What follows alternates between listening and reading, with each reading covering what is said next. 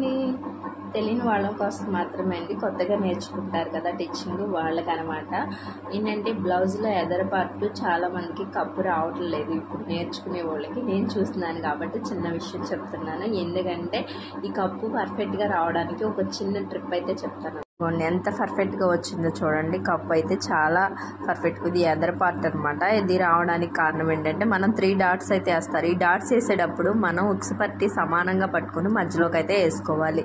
ఇదైతే మనం సైజుని బట్టి చూసుకుని వేసుకుంటాం కాబట్టి సరిపోయింది. 2వ డాట్ ఈ చంక దగ్గర నుండి వేస్తాము డాట్, అది మధ్యలోకి రావాలి, అప్పుడు కప్పు పర్ఫెక్ట్గా వచ్చింది. అదే కాకుండా చిన్నది ఏంటంటే ఇదిగోండి, మనం ఈ షోల్డర్ ఏదైతే ఈ పట్టీ దగ్గర అయితే కింద పట్టీ దగ్గర వేస్తామో ఈ డాట్ని మనం క్రాస్గా ఇలా కట్ చేసుకుంటే కప్పు ఇలా లాగి పెట్టినట్టు బయటికి చక్కగా పర్ఫెక్ట్గా వచ్చింది. నచ్చితే ఒక లైక్ చేసి